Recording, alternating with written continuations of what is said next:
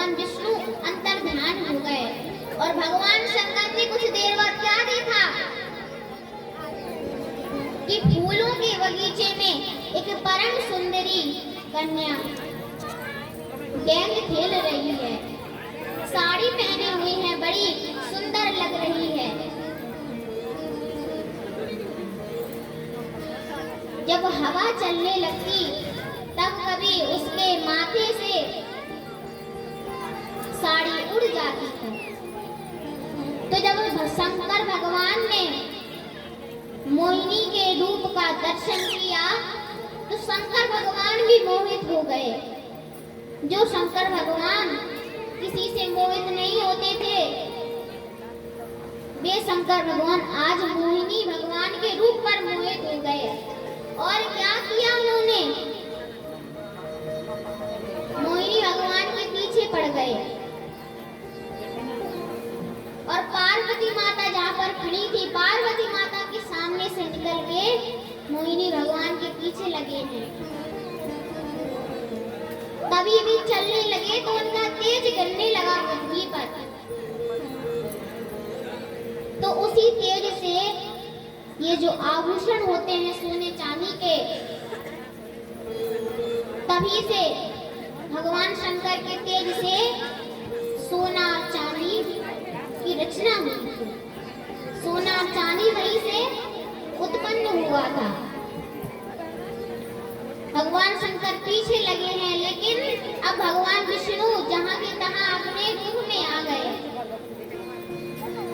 और जहाँ पर बैठे हुए थे वहीं पर जाकर के बैठ गए। भगवान शंकर अब थक गए और जहाँ पर भगवान विष्णु बैठे थे वहीं पर पहुँच गए और हाथ जोड़ करके क्या बोले, बोले भगवान मैंने तो कभी नहीं सुना था कि आपकी माया इतनी बलवती होती है। मैंने ये सुना था कि संसार की दुनिया की माया बहुत बलवंत होती है, लेकिन मैंने ये नहीं सुना था कि आप भगवान भी कभी कभी ऐसा रूप धारण कर लेते हो कि हम जैसे देवताओं को भी मोहित कर देते हो। धन्य है प्रभु आप। हाथ जोड़ करके प्रणाम करके भगवान शंकर वहां से चले गए। बोलिए मोहिनी रूप भगवान की। तो आइए भजन के माध्यम से हम भगवान वामन जी का अवतार की कथा श्रवण करेंगे।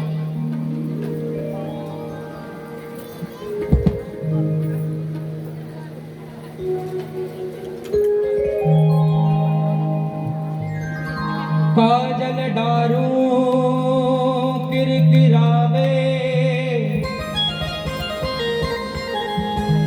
सुरमा सहोन जा,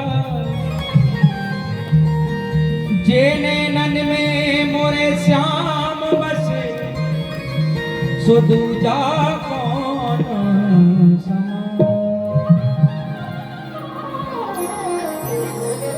जरी की पगड़ी बांधे सुंदर आँखों वाला, जरी की पगड़ी बांधे सुंदर आँखों वाला, कितना सुंदर लागे बिहार, कितना लागे प्यारा। जरी की पगड़ी बांधे सुंदर आँखों वाला, कितना सुंदर लागे बिहारी, कितना लागे प्यारा। जरी की पगड़ी बांधे।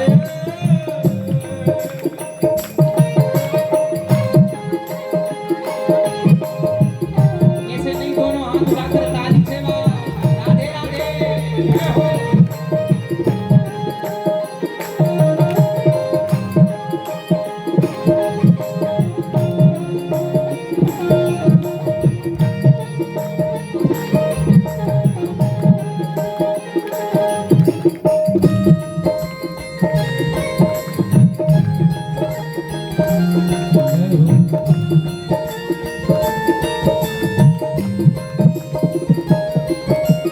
लट घुंघराले बाल, तेरे काले काले बाल, लट घुंघराले बाल, तेरे काले काले बाल।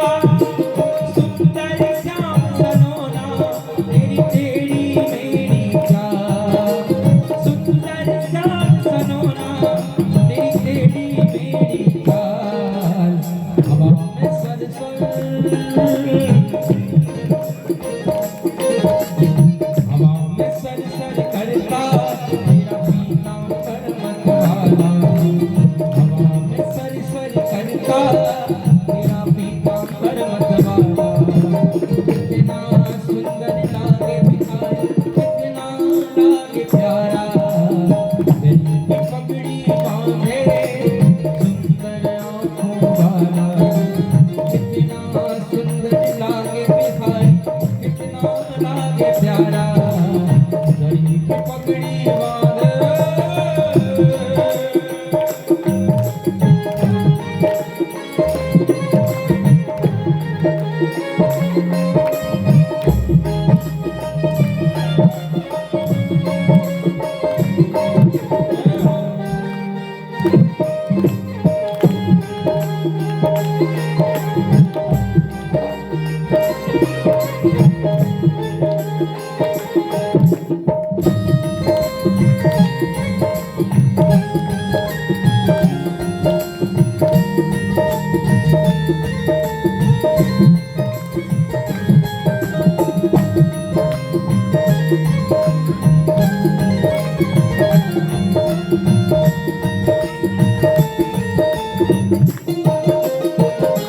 कानों में कुंडल साजे सिंदूर मुकुट विराजे कानों में कुंडल साजे सिंदूर मुकुट विराजे सखियां पगली होती जब जब होठों पे बंसी बाजे सखियां पगली होती जब जब होठों पे बंसी बाजे एक चंदाई सांवरा तारे हैं बनवा हे चंदाए सांवरा तारे हैं बनवा कितना सुंदर लागे बिहारी कितना लागे प्यारा गली की पगड़ी बांधे सुंदर आंखों वाला कितना सुंदर लागे बिहारी कितना लागे प्यारा। अच्छा ये बताओ हमारे बड़े बाजार में अटल बिहारी सरकार के दर्शन कौन कौन करके आया जरा दोनों हाथ उठा के बताओ जैसे एक हाथ उठा के दोनों अटल बिहारी सरकार की समय सागर के राजा हैं अटल बिहारी तो उनके लिए ओ हम तुमसे मोहब्बत कर बैठे हम दिल अपना तुम्हें दे बैठे हम तुमसे मोहब्बत कर बैठे हम दिल अपना तुम्हें दे बैठे बोलो सागर के राजा की हाँ दोनों हाथ उठाओ आकाश की तरफ दोनों हाँ और ताली के साथ दो सागर वाले राजा जी हम तुमसे मोहब्बत कर बैठे दो सागर वाले राजा जी हम तुमसे मोहब्बत कर बैठे दो सागर वाले राजा जी हम तुमसे मोहब्बत कर बैठे हम तुमसे मोहब्बत कर बैठे हम दिल अपना तुम्हें दे बैठे हम तुमसे मोहब्बत कर बैठे हम दिल अपना तुम्हें दे बैठे।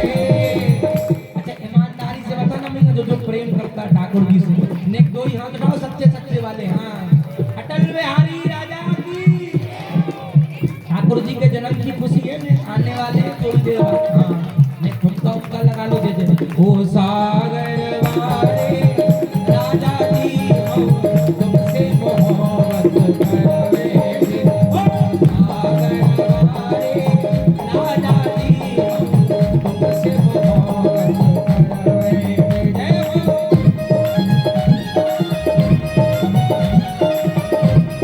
बोलो वृंदावन बिहारी लाल की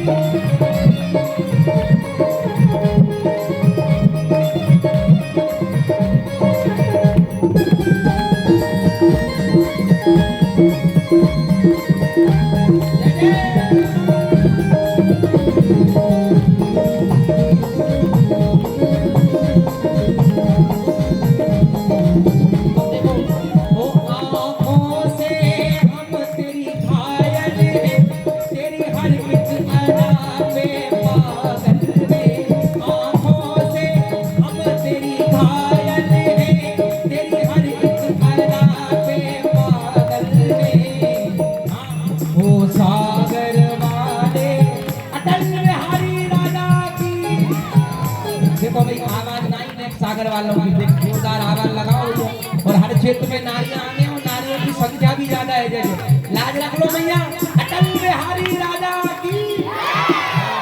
ओ सागर वाले राजा जी हम तुमसे मोहब्बत करेंगे। ओ सागर वाले राजा जी हम तुमसे मोहब्बत करेंगे। हमारे ठाकुर जी बड़े नेक थोड़े टेढ़े हैं और अगर ठाकुर जी को बुलाना है तो लाडली जी को नाम तो लेना ही पड़ेगा। तो ब्याह से दो यहाँ के नाम देते और मेरे साथ गाओ जय राधे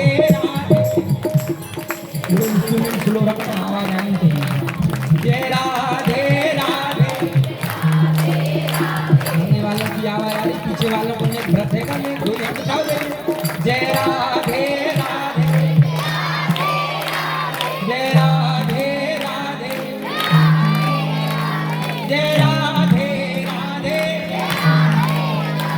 इसे डीजे पे तो खूब नाचते हो गाते हो, मैं ठाकुर जी के सामने नाचने में शर्म आ रही है नहीं है। जय राधे राधे जय राधे राधे जय राधे राधे। ब्रज में केवल राधा नाम परम सुखदाई। लाडली जी को नाम जल्दिया से जैसे नहीं हो लेकिन आनंद जरूर करे, वो कृपा जरूर करेंगे किशोरी जी। दोनों हाथ उठाओ ना जय आकाश की, मेरे साथ गाओ जय राधे राधे जय राधे राधे हो जय राधे राधे जय राधे राधे जय राधे राधे जय राधे राधे। आकाश की तरफ दोनों हमको सरेंडर करो और ताली के साथ जय राधे राधे जय राधे राधे जय राधे राधे जय राधे राधे राधे राधे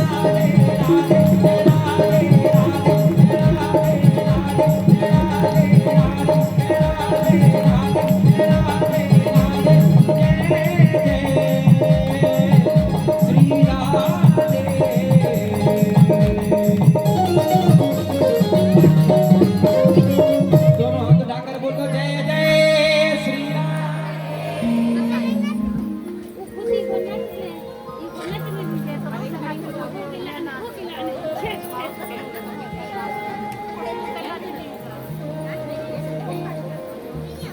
राजा परीक्षित ने अवश्य सुखदेव जी महाराज से फिर से प्रश्न किया, क्या? बोले भगवान मैंने सुना है कि भगवान ने वामन का अवतार भी लिया है और अवतार लेकर के राजा बलि के पास गए थे और उनसे 3 पग पृथ्वी मांगी। तो भगवान के पास तो सब कुछ है और भगवान ने फिर क्यों मांगा? और जब बलि महाराज ने दे दिया तो फिर भगवान ने उन्हें अपनी रस्सी से क्यों बांध दिया? इसी कथा को आप सुनाइए।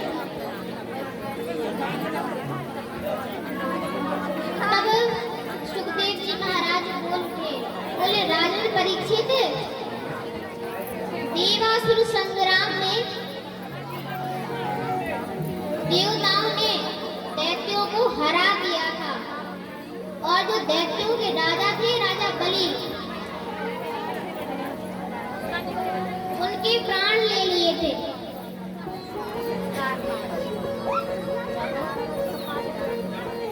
तो शुक्राचार्य जी ने अपनी संजीवनी विद्या से बलि महाराज को जीवित कर दिया था। तब उस समय बलि महाराज के पास जो कुछ भी था, धन संपत्ति जो कुछ भी थी, उस समय उन्होंने शुक्राचार्य जी के चरणों में अर्पित कर दी थी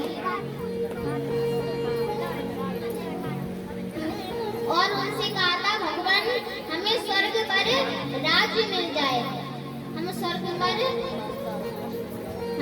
राज गद्दी मिल जाए, इंद्र की जगह पर हम स्वर्ग के राजा बन जाएं, इसके लिए आप कुछ करिए। तो उस समय उन्होंने यज्ञ करवाया। यज्ञ के द्वारा भृगुवंशीय ब्राह्मणों ने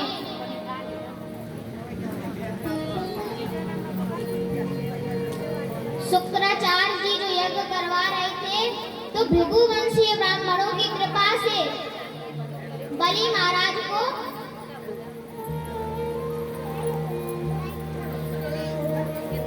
सब कुछ ब्राह्मणों ने दिया था। जैसे रथ दिया, सोने का रथ दिया, ऐसा वैसा रथ नहीं, सोने का रथ दिया, धनुष बाण दिया, हाथों में पहनने वाले बाजूबंद दिए। जब लड़ाई होती है, जैसे देवासुर संग्राम होता है, तो जब देवता और दैत्यों में लड़ाई होती है, उस समय हाथों में अपने बचाव के लिए बाजूबंद पहनते हैं। तो सब कुछ उन्हें प्रदान किया और इस प्रकार से राजा बलि को सब कुछ मिल गया और उन्होंने जो ब्राह्मणों ने उन्हें दिया था उसे धारण करके और सोने के रथ पर सवार हो गए और कहाँ चल पड़े,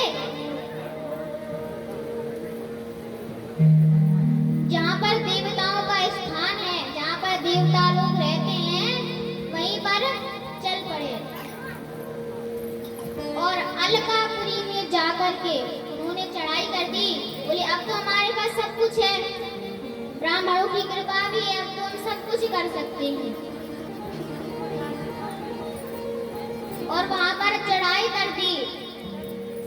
तब सभी देवता घबरा गए, बोले अपने गुरु बृहस्पति से बोले गुरुदेव, ये राजा बलि यहाँ कहाँ से आ गए? इनकी तो मृत्यु हो चुकी थी। तब गुरु बृहस्पति जी ने बताया था कि ये ब्राह्मणों की कृपा से फिर से जीवित हो चुके हैं। देवता बोले अब भगवान क्या किया जाए, हम लोग तो अकेले हैं, कैसे लड़ पाएंगे इनसे, कैसे युद्ध कर पाएंगे? आप कुछ उपाय बतलाइए। गुरु बृहस्पति बोले इस समय तो मेरे पास कोई उपाय नहीं है और इस समय कोई उपाय काम भी नहीं करेगा। क्यों? क्योंकि इस समय राजा बलि पर ब्राह्मणों की कृपा है। ब्राह्मणों की कृपा से ही तो वह यहाँ पर तुमसे युद्ध करने आए हैं। तो इससे अच्छा है अभी तुम स्वर्ग को छोड़ करके चले जाओ। देवराज इंद्र बोले जब कुछ उपाय नहीं है तो छोड़कर तो जाना ही पड़ेगा। देवराज इंद्र सभी देवताओं के समेत स्वर्ग से भाग आए और इधर उधर छिपने लगे। तो यह दशा उनकी माता जब अदिति ने देखी तो बड़ी दुखी हो गई। बोली हमेशा धर्म की ही हार क्यों होती है? हमारी देवता पुत्र इतने अच्छे अच्छे काम करते हैं, फिर भी इन्हीं की हार होती है। अदिति माता बहुत दुखी हो गई। उस समय उनके पति जो थे कश्यप ऋषि उनके पास नहीं रहते थे, वे वनों में रहा करते थे और भगवान का भजन किया करते थे, घर पे नहीं रहते थे। तो अदिति देवताओं की माता बहुत दुखी रहने लगी।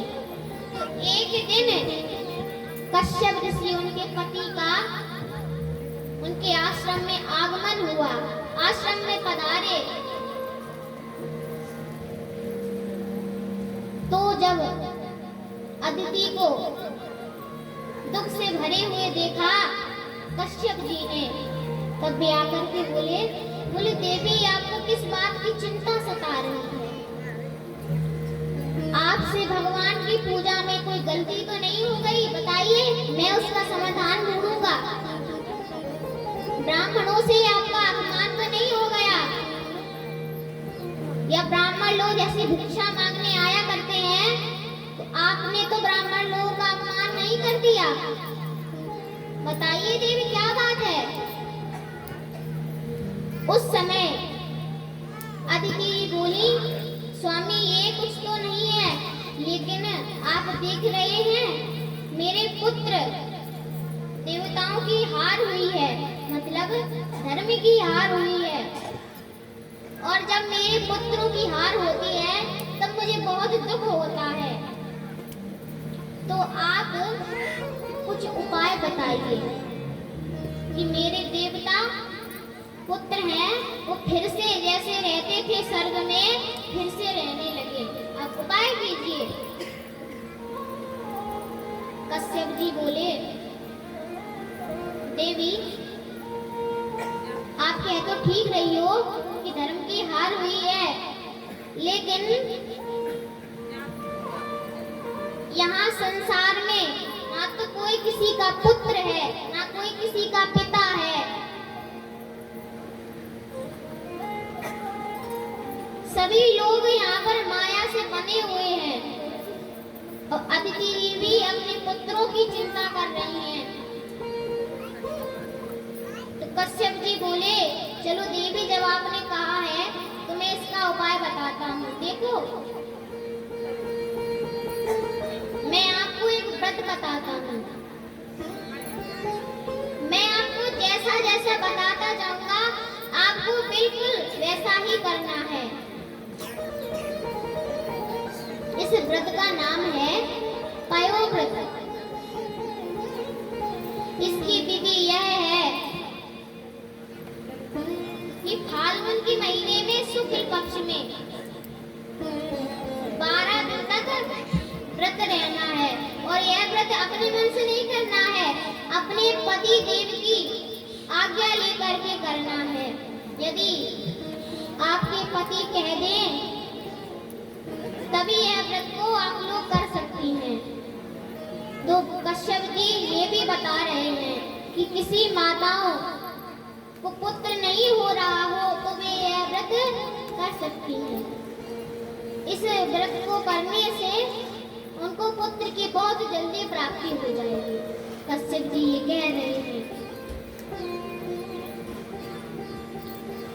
अब कश्यप जी बोले, इस व्रत में क्या करना है, सुबह उठते ही जो सूअर होता है उसने जहाँ पर भी मिट्टी खोदी हुई होगी उसी मिट्टी को उठा करके अपने शरीर पर लगाना है, और फिर बहते हुए पानी में स्नान करना है, और फिर किसकी आराधना करनी है, भगवान बराह की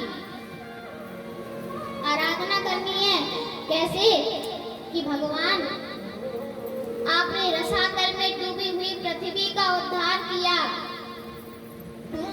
हिरण्याक्ष का आपने वध किया, आपने उन लोगों पर कृपा कर दी, उनका उद्धार कर दिया, तो ऐसे ही प्रभु हमारे ऊपर भी कृपा कीजिए कि हमें पुत्र प्राप्त हो जाए। इस तरह से कश्यप जी ने इस व्रत की विधि बतलाई और कहा कि जो माताएं इस व्रत को करेंगी उनको पुत्र की प्राप्ति होगी। तो इसी व्रत को अदिति जी ने किया और उन्हें पुत्र की प्राप्ति हुई। लेकिन उन्होंने एक दिन क्या कर दिया, भगवान कश्यप जी ने ये भी कहा था कि देवी कभी शाम के समय बिना हाथ मुंह धोए नहीं लेटना है। एक दिन अदिति जी हाथ मुंह धोना भूल गई।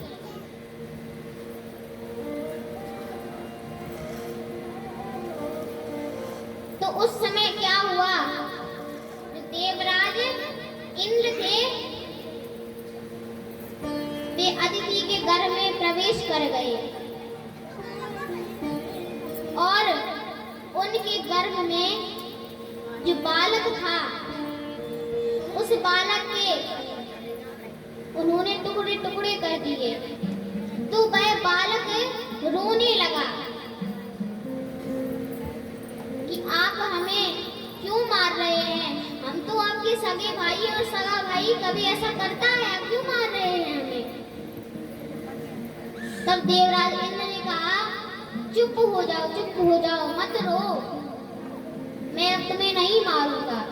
तो इस प्रकार से देवराज इंद्र ने उस बालक के टुकड़े कर दिए थे। तो एक तो देवराज इंद्र अदिति जी के पुत्र हुए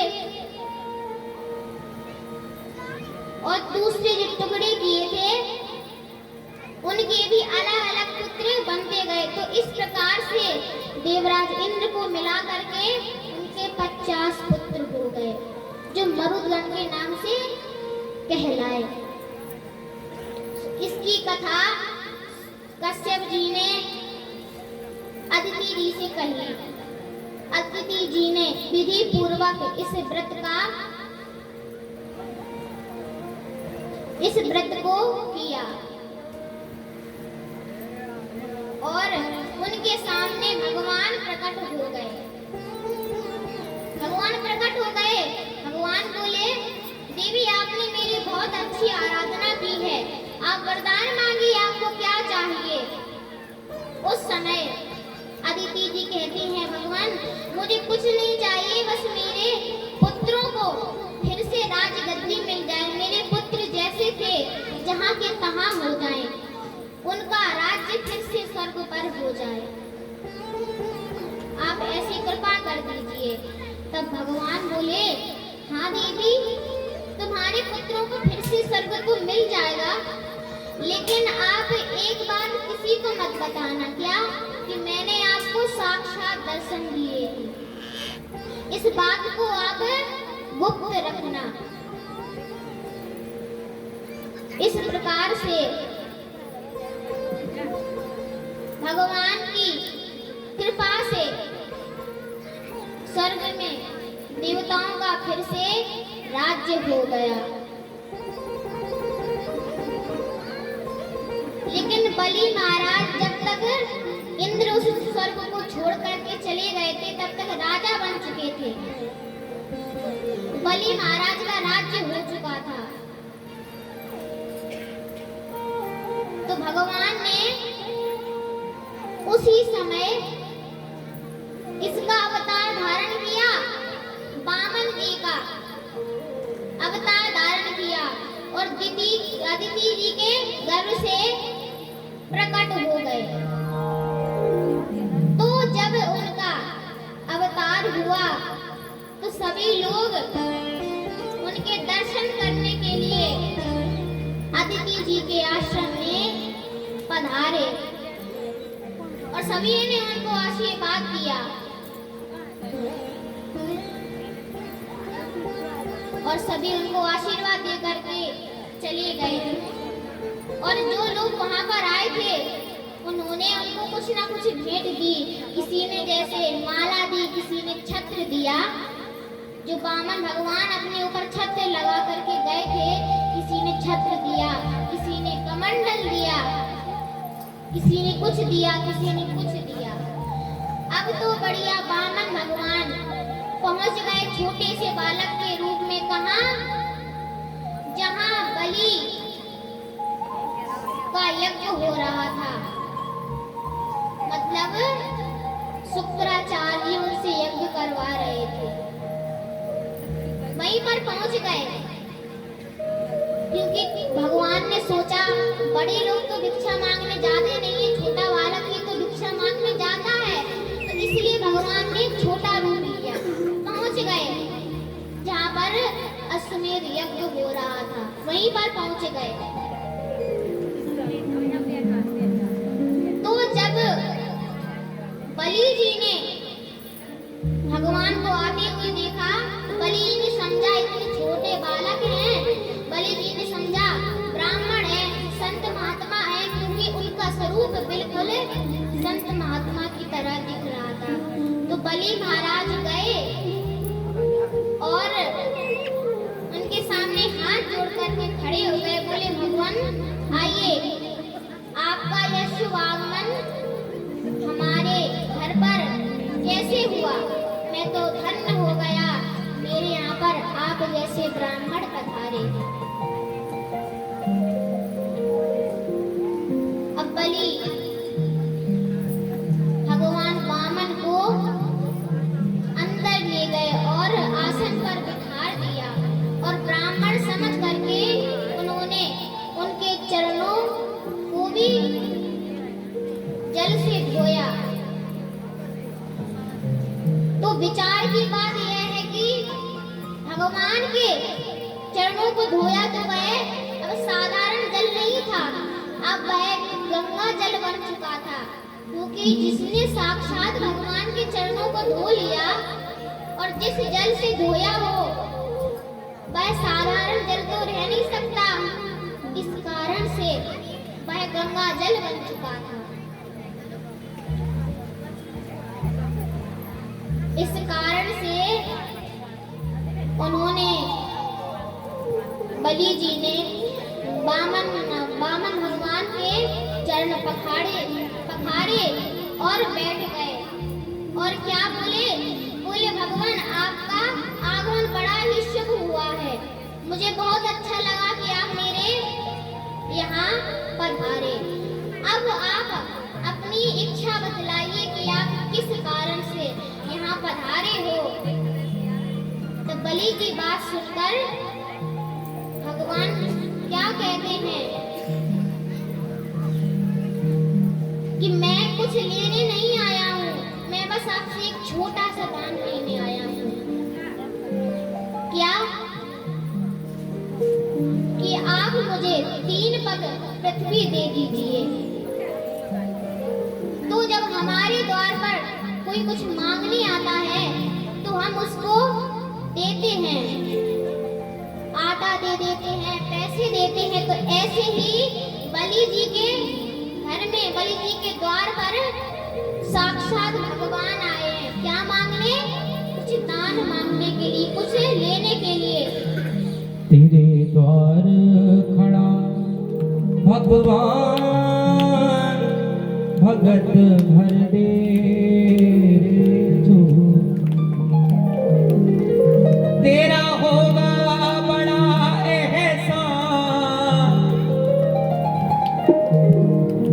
बावन भगवान कहते हैं तेरा होगा बड़ा एहसान, के युग युग तेरी रहेगी शान, भगत भर दे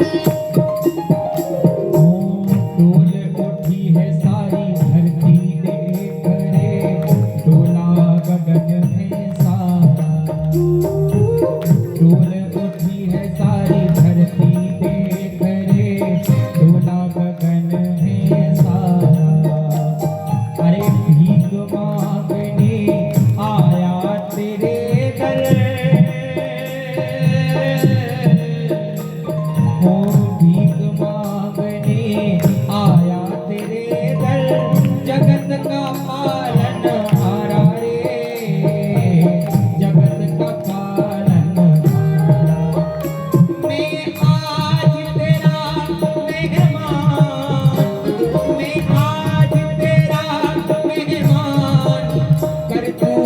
तुझसे जरा पहचान भगत भर रे जोनी तेरे द्वार खड़ा भगवान भगत भर रे जोनी भगत भर रे जोनी तेरा होगा बड़ा एहसान तेरा होगा बड़ा एहसान ये युग युग तेरी रहेगी शान भगत भर रे जोनी तेरे द्वार खड़ा भगवान भगत भर रे जोनी दोनों हाथ ऊपर करके ताली से बांधे राधे राधे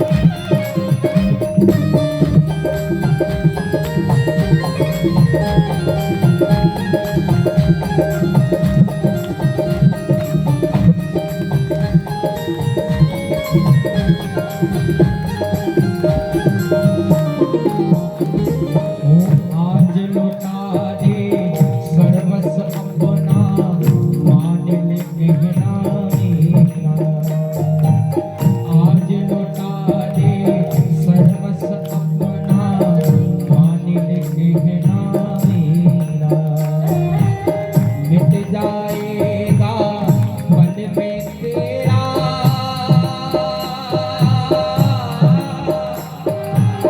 मिट जाएगा पल में तेरा जन्म जन्म का फेरा रे जन्म जन्म का फेरा और देखिए साहब लाइन पर गौर करें तू छोड़ सकल अभिमान तू छोड़ सकल अभिमान अमर कर ले तू अपना दान भगत भर रे जोनी तेरे द्वार खड़ा भगवान भगत भर रे जोनी तेरा होगा बड़ा एहसान तेरा होगा बड़ा एहसान ये युग युग तेरी रहेगी शान भगत भर रे जोनी तेरे द्वार खड़ा भगवान भगत भर रे जोनी तेरे द्वार खड़ा भगवान भगत भर रे जोनी भगत भर रे जोनी भगत भर रे जोनी भगत भर रे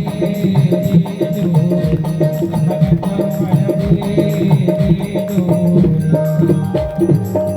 दोनों हाथ उठाकर बोलते बोलो वामन भगवान की जय जय श्री राधे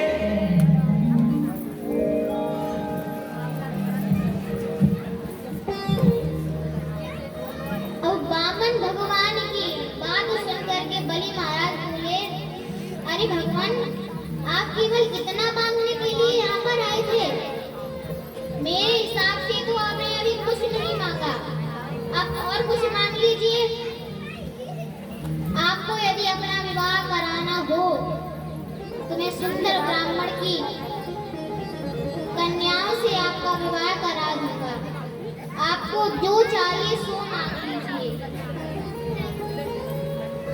तब बलि की बात सुनकर भगवान वामन बोले ब्राह्मण को जितनी जरूरत हो केवल उतना ही भगवान से मांगना चाहिए उतना ही खरीदना चाहिए जितने में उसका काम चल सके उतने में ही संतोष होना चाहिए जरूरत से अधिक नहीं मांगना चाहिए तो मुझे 3 पग पृथ्वी की जरूरत है तो आप मुझे मैंने आपसे जितना कहा है आप उतना दे दीजिए बलि जी बोले ठीक है मेरा तो देने का काम है दान करने का काम है आप जितना मांगो लेकिन तभी शुक्राचार्य जी जो यज्ञ करवा रहे थे वे तो जान गए कि ये भगवान है, तो उन्होंने बीच में रोक लगा दी। बोले बलि इधर मेरी बात सुनो।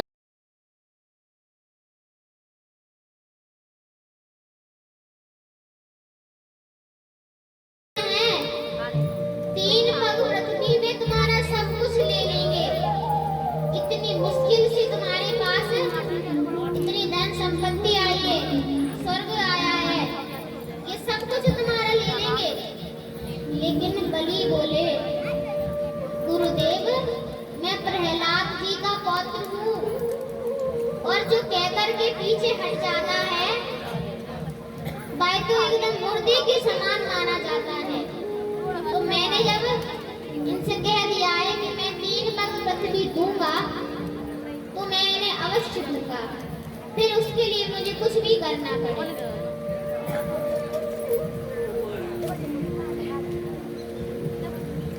शुक्राचार्य जी की बात उन्होंने नहीं मानी और हाथ में जल लेने के लिए जैसे ही बलि महाराज जाने लगे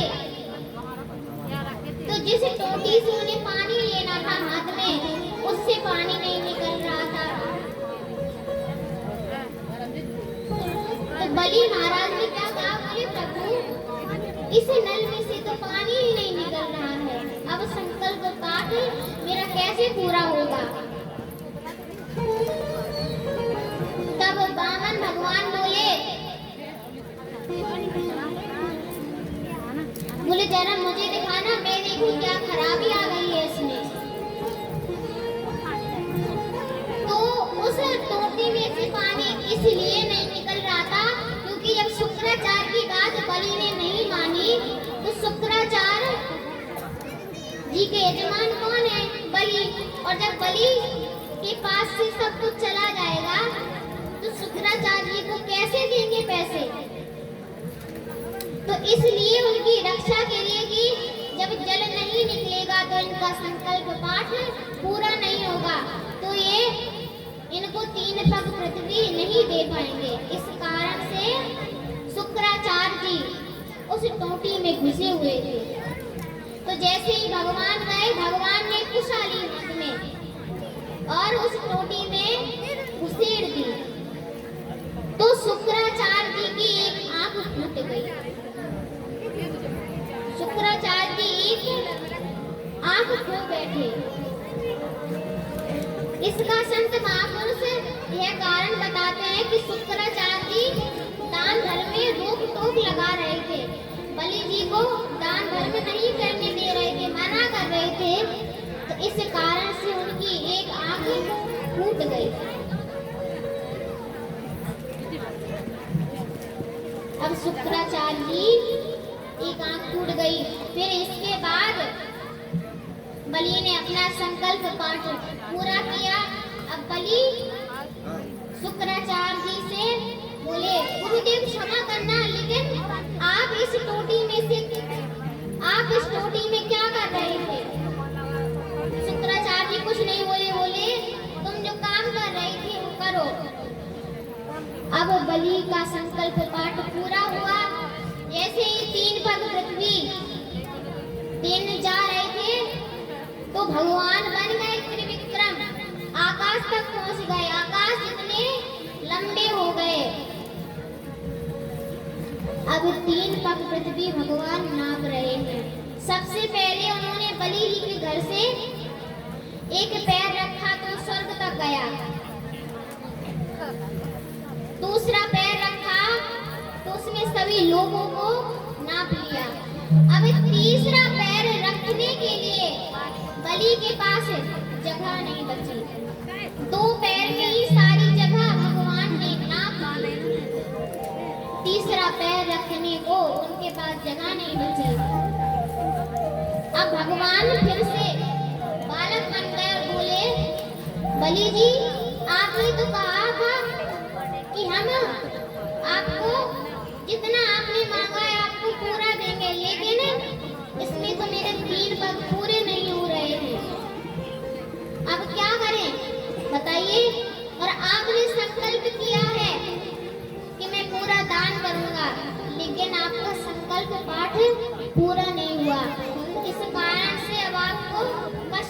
करना पड़ेगा। और यदि आप अपना दान पूरा नहीं करेंगे तो शायद आपको नर्क में भी जाना पड़ेगा। तब बलि जी भगवान की बात सुनकर हाथ जोड़ करके बोले मैं सब जानता हूँ आप भगवान हैं, लेकिन मैं इसलिए कुछ नहीं कह रहा हूँ क्योंकि मैं आपको दान कर रहा हूँ, इसलिए मैं कुछ नहीं कह रहा हूँ। और देखो भगवान, छल आपने मेरे साथ किया है क्या कि जब आपने मुझसे 3 पग पृथ्वी मांगी तब तो आप बिल्कुल छोटे थे, बालक की तरह, और जब नापी तो इतने बड़े बन गए। तो छल तो आपने किया है ना प्रभु, इसमें मेरी क्या गलती है? तो चलो कोई बात नहीं, मैंने आपको दान दिया है तो अभी मैं बचा हूँ ना, तो आप तीसरा पग मेरे ऊपर रख दीजिए, मैं बचा हूँ, फिर आपका संकल्प, मेरा संकल्प पूरा हो जाएगा और आपको पूरा दान मिल जाएगा। और जैसे ही भगवान बलि के ऊपर अपना तीसरा पैर रखने वाले थे तभी वहां पर ब्रह्मा जी प्रकट हो गए। बोले भगवान ऐसा अनर्थ मत कीजिए, देखिए आपने बलि का सब कुछ ले लिया, आपने बलि का सब कुछ ले लिया, लेकिन फिर भी इन्होंने आपसे कोई शिकायत नहीं की, अब कम से कम इनको तो छोड़ दीजिए। भगवान ब्रह्मा जी से बोले मैं सब जानता हूँ।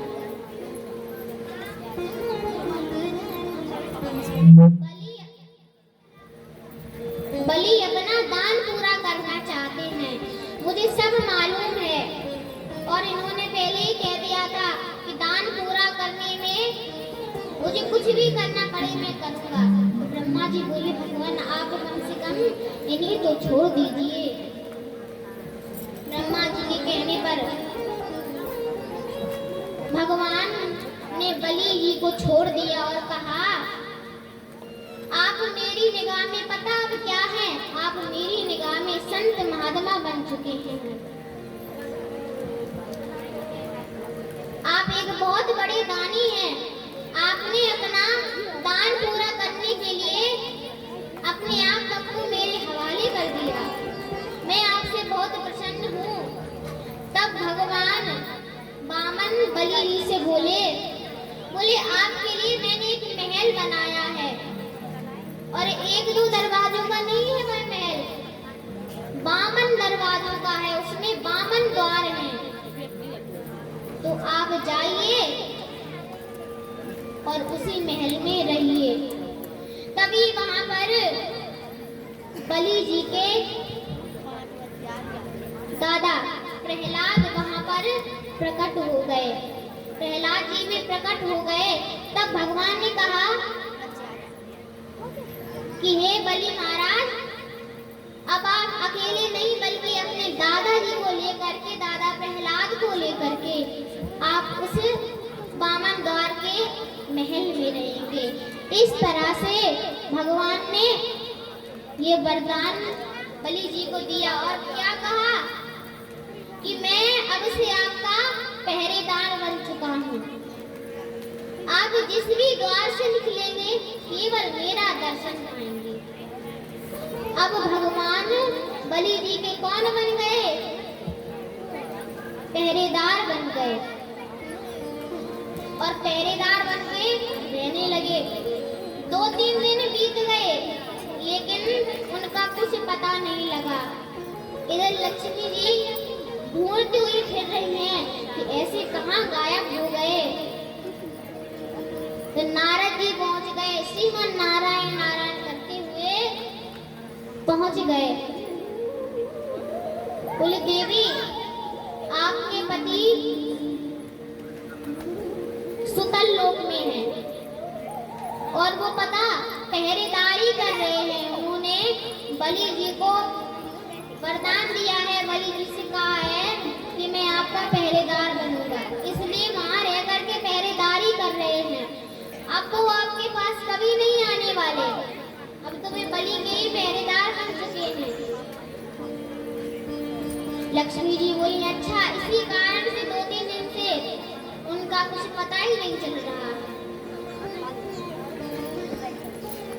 तो नारद जी बोले मेरे हिसाब से तो अब तो आपके पति नहीं आने वाले, लेकिन यदि आप वहां जाकर के देखना चाहती हैं कि आपके पति कैसे पहरेदारी कर रहे हैं और आपके जाने से आपको देख करके उन्होंने यदि आपको वापस दे दिया आपके पतिदेव, तो आपके पतिदेव जरूर मिल जाएंगे। तो लक्ष्मी जी पहुंच गई सुतल लोक में, बामन द्वार के महल में। तो जब बलि जी महाराज ने देखा कि लक्ष्मी जी आई हैं, तो बलि महाराज क्या बोले? बोले आओ बहन आओ। उस समय सावन की पूर्णिमा थी, तो उसी समय से एक पर्व हम लोग मनाने लगे। कौन सा? रक्षाबंधन। तो जब बलि जी ने लक्ष्मी जी से कहा कि आओ बहन बैठ जाओ, तो लक्ष्मी जी ने उस समय बलि महाराज को एक रक्षा सूत्र बांध दिया। उसी दिन से यह पर्व हम मनाने लगे, जो रक्षाबंधन के नाम से जाना जाता है। उसी दिन से यह पर्व चालू हो गया।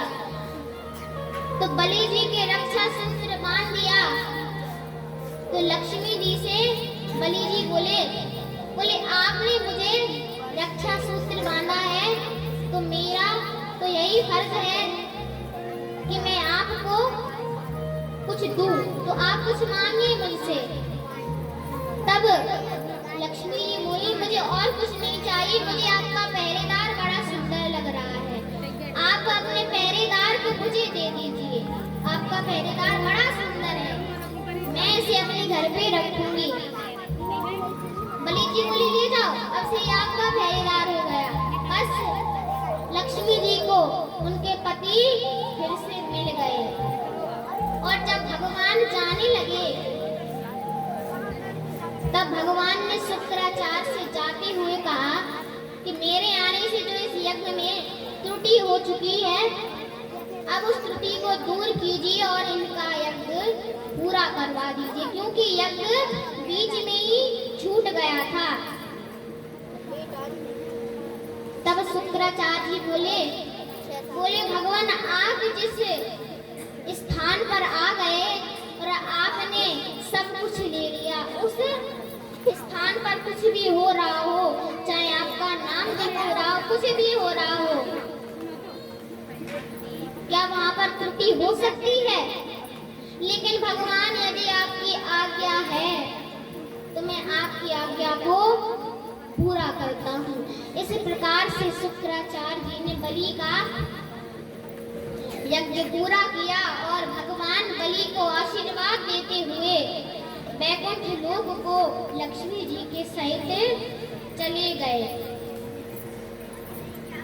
तो सुखदेव जी महाराज राजा परीक्षित से कहते हैं कि जो कोई भी इस चरित्र का पाठ करता है वह भगवान के वैकुंठ को प्राप्त होता है और भगवान उस पर अपनी बहुत कृपा बरसाते हैं। तो आइए हम एक भजन के माध्यम से राम अवतार की ओर चलेंगे। इसके बाद भगवान श्री कृष्ण का मंगलमय अवतार का दर्शन करेंगे।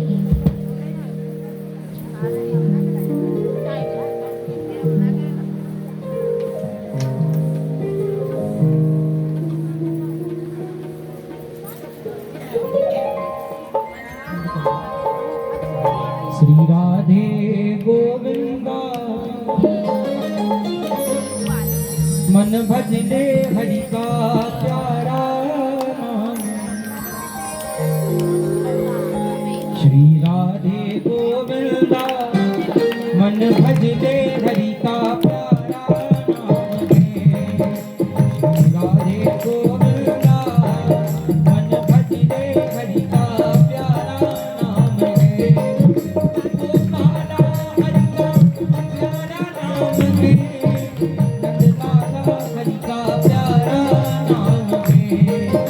गोपाला हरि का प्यारा नाम है।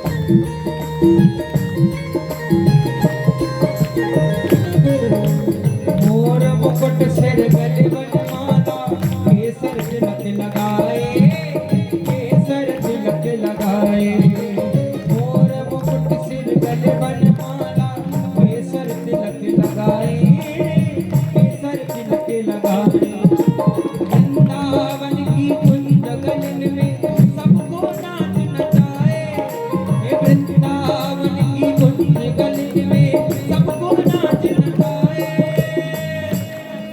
श्री राधे गोविंदा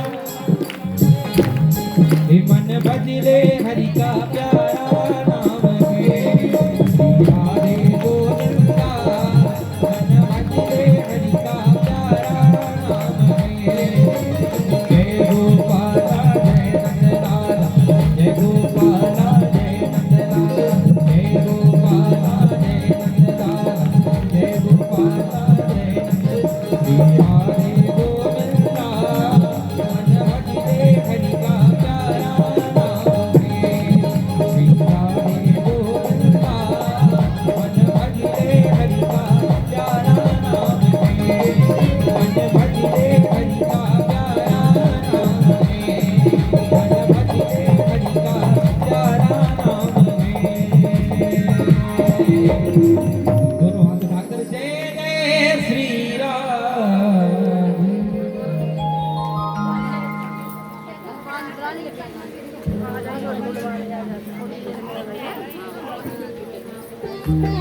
इसके बाद राजा परीक्षित को भगवान सुखदेव जी ने मत्स्य अवतार की कथा सुनाई और कहा कि मत्स्य अवतार में भगवान ने बहुत अच्छी लीला की और जो राजा सत्यव्रत थे उनको इस संसार से उनको उनका बेड़ा पार कर दिया, यानी उनको अपने धाम को बुलाया। क्योंकि एक समय राजा सत्यव्रत नाम के राजा एक सरोवर के किनारे पर अपने पितृगणों को तर्पण दे रहे थे, तो गलती से उनकी अंजनी में एक छोटी सी मछली आ गई। तो उन्होंने वापस से उस मछली को जल में डाल दिया, तो वह मछली जल से बड़ी हो गई, इतनी बड़ी हो गई कि जितना बड़ा वह सरोवर था इतनी बड़ी हो गई और बोली कि भगवान आप मुझे अपने घर ले जाइए और किसी और जल के भंडार में डाल दीजिए। तब राजा सत्यव्रत बोले समुद्र से बड़ा, सरोवर से बड़ा कोई जल का भंडार तो होता नहीं है, क्योंकि समुद्र में कितना पानी रहता है, इससे बड़ा जल का भंडार कहाँ होता है। तब राजा सत्यव्रत बोले आप साधारण पुरुष तो है नहीं, आप साधारण जीव जंतु नहीं है, आप जरूर भगवान हैं। यदि आप भगवान हैं तो आप मेरा उद्धार कीजिए। उस समय भगवान ने कहा कि राजन अभी प्रलय काल चल रहा है, मैं आपके पास एक नाव भेजूंगा, तो आपको कुछ नहीं करना है, बस उस नाव में बैठ जाना है, फिर आगे जो मैं करूंगा उस वही होगा। तो भगवान के कहने के मुताबिक वहां पर एक थोड़ी देर बाद भगवान के जाने पर एक नाव आई। उस नाव में राजा सत्यव्रत भी बैठ गए और ऋषि मुनियों को भी बिठा लिया और प्रलय काल आने पर भगवान ने मत्स्य अवतार के रूप में राजा सत्यव्रत को अपने धाम को बुला लिया और उनका भविष्य बेड़ा पार करा दिया। तो इस प्रकार से राजा परीक्षित को संक्षिप्त में सुखदेव जी महाराज ने मत्स्य अवतार की कथा सुनाई है। अब सुखदेव जी महाराज राजा परीक्षित से श्री राम भगवान के जन्म की कथा सुनाने लगे। तो राम भगवान के जो पिता हैं दशरथ जी, उनके कोई पुत्र नहीं था, निसंतानहीन थे। तो उनके मन में एक दिन ग्लानि हुई कि मेरे पुत्र नहीं है, मेरा वंश आगे कैसे बढ़ेगा, क्योंकि पुत्र के बिना वंश तो कोई आगे बढ़ा नहीं सकता है। तो मेरे पुत्र ही नहीं है तो मेरा वंश आगे कैसे बढ़ेगा। एक बार भूपति मन माही, एक बार भूपति मन माही, भई गलानि मोरे सुतनाही, भई गलानि मोरे सुतनाही। गुरु गृह गयाऊं तुरत महि पारा, गुरु गृह गयाऊं तुरत महि पारा, चरण लाग करम विनय विसारा, चरण लाग कर विनय विसारा।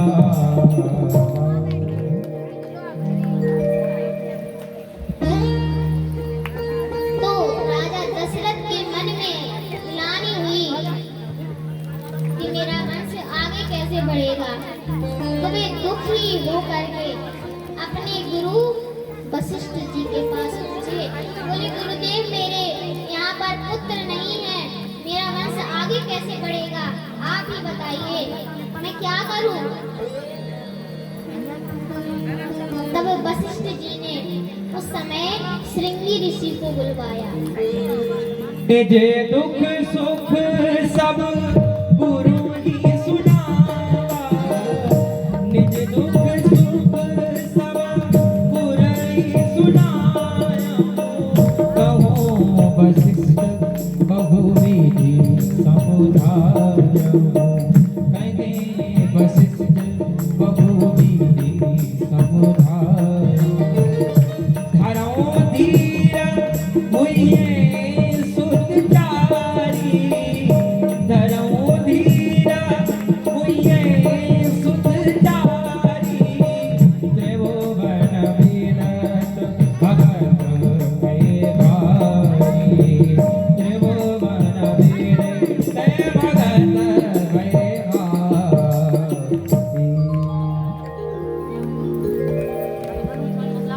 तो उस समय वशिष्ठ जी ने श्रृंगी ऋषि को बुलवाया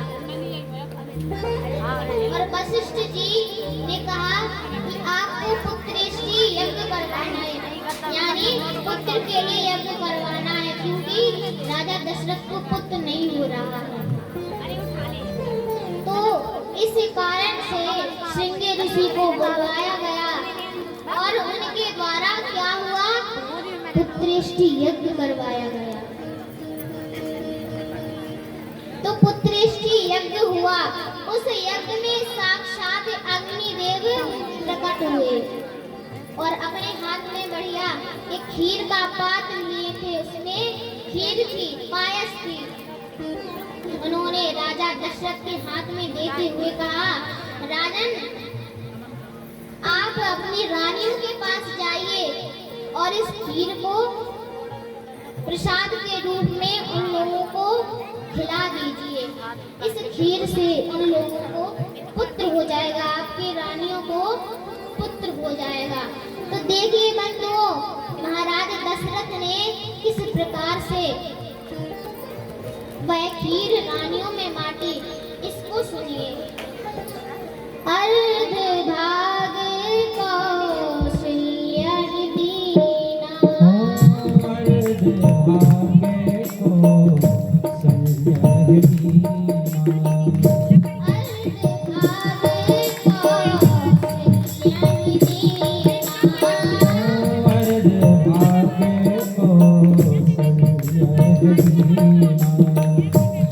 उभय भाग आगे कर दी।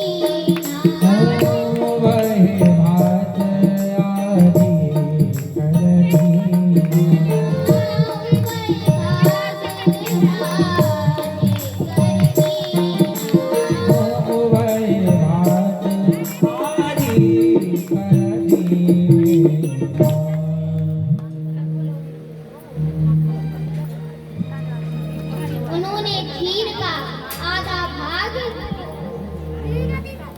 किया, जिसमें से सबसे पहले कौशल्या जी को दिया। खीर के 2 भाग हुए, उसमें से 1 भाग कौशल्या जी को दिया, जिससे राम जी का जन्म हुआ। दूसरा जो भाग है उसमें से फिर 2 भाग किए और 1 भाग कैकेयी जी को दिया, जिससे भरत जी महाराज का जन्म हुआ। अब 1 भाग जो बच रहा था उसमें से फिर से 2 भाग उन्होंने किए। अब राजा दशरथ ने सोचा अब ये तो किसको दूं? तो उन्होंने जो 2 भाग थे, 1 भाग कौशल्या जी के हाथों में दिया और दूसरा भाग रानी कैकेयी के हाथों में दिया, और दोनों रानियों के हाथों से उन्होंने सुमित्रा जी को वह खीर दिलवाई। तो सुमित्रा जी से 2 पुत्रों के जन्म हुए, लक्ष्मण जी और शत्रुघ्न जी। 2 पुत्रों के उनसे जन्म हुए। देखिए भगवान की कैसी लीला है कि पहले महाराज दशरथ 1 पुत्र के लिए दुखी हो रहे थे, लेकिन भगवान की कृपा से उन्हें 4 पुत्र एक साथ प्राप्त हो गए। 4 पुत्र एक साथ प्राप्त हो गए। अब भगवान के जन्म का समय आया। चैत्र शुक्ल नवमी अभिजित मुहूर्त दोपहर में 12 बजे भगवान श्री राम का अवतार हुआ। बोलिए रामचंद्र भगवान की।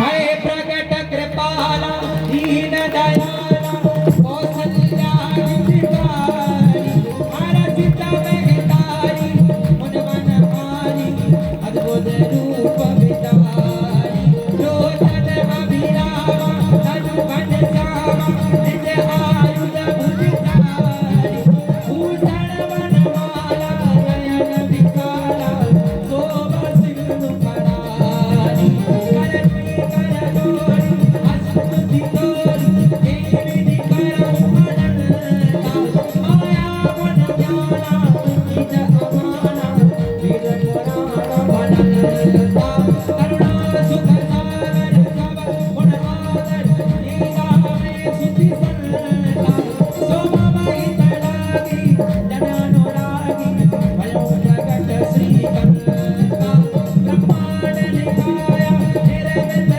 माया रोम रोम प्रतिवेद करे ममोर सोवासी यह उपवासी शब्द धीर मत देर न धरे उपजा जग जाना प्रभु बसवाना चरित मोहत विधि न चले बेटर सुहाई मान बुझाई ये प्रकार सुत प्रेम लाई माता बन बोली सो मन डोली तन सुलालय रूपा कीजे सीता प्रिय सीता ये सुख परम अनुपा सुन वचन सुनाना रोदन ठाना कोई बालक सुर भूपा ये चरित गावई हरि पद भावई लेना परे भव भूपा लेना परे भव भूपा लेना परे भव भूपा विप्रधेन सुरसन सहित दीन मनुज अवतार निज इच्छा निर्मित तनु माया गुण को सियावर रामचंद्र की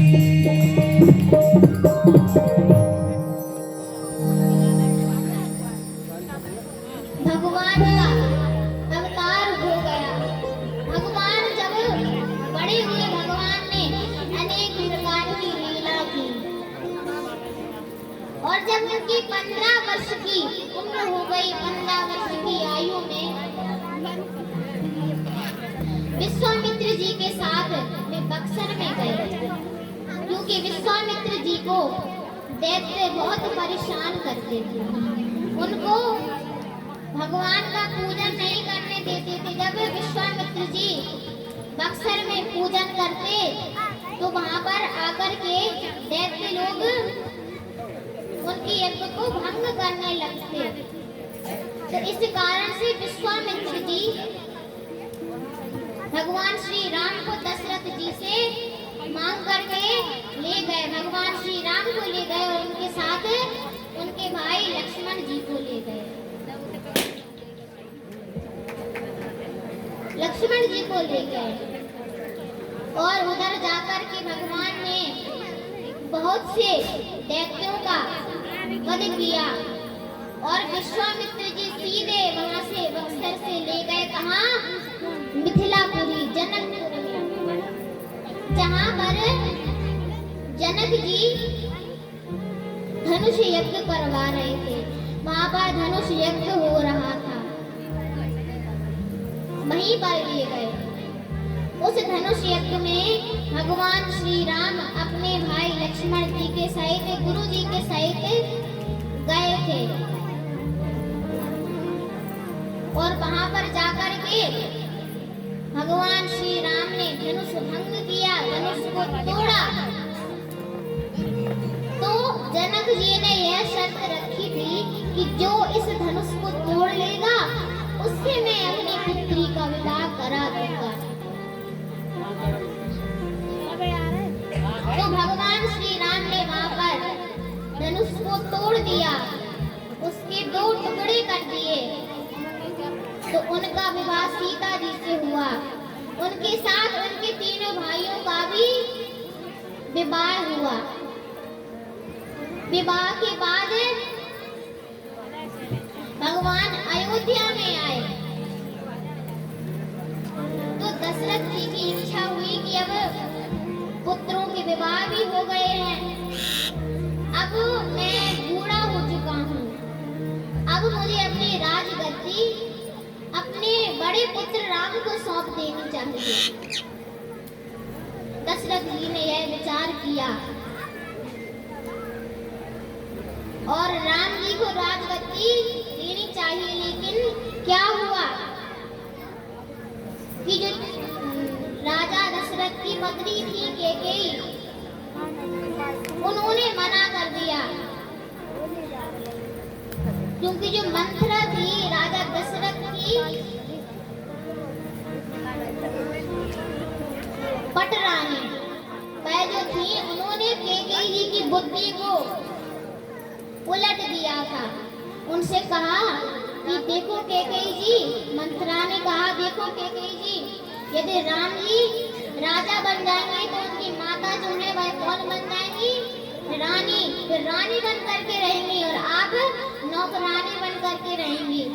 तो आप ऐसा होने देना चाहती हैं कि आप नौकरानी बन के रहें और आपका पुत्र जो भरत है वह भी आपके साथ राम जी की सेवा में ही अपना जीवन बिता दे, ऐसा आप होने देना चाहती हैं? तब कैकेयी जी जाकर के कोप भवन में बैठ गई थी। तब दशरथ जी ने उन्हें मनाया। दशरथ जी ने पूछा, देवी आप क्या चाहती हैं? तब कैकेयी जी ने कहा कि मैं ये चाहती हूँ कि तुम राम को 14 वर्ष का वनवास दे दो और मेरे पुत्र भरत को राजगद्दी दे दो।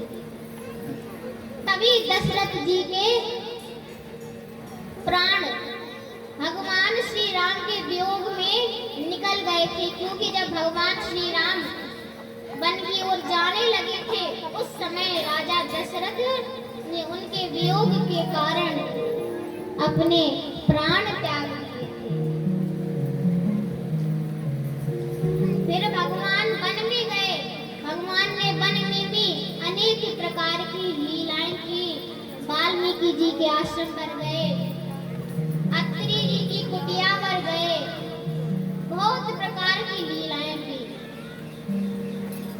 और एक दिन दंडकारण्य में पहुंच गए, पंचवटी में। वहां पर भगवान श्री राम ने जो उनकी पत्नी सीता है, उनकी पत्नी सीता और उनके भाई लक्ष्मण जी भी उनके साथ वनवास काटने उनके साथ गए थे। तो जो उनकी पत्नी सीता है, भगवान राम ने अपनी पत्नी सीता से क्या कहा पंचवटी में? बोले सुनहु प्रिया व्रत रुचिर सुशीला, प्रिया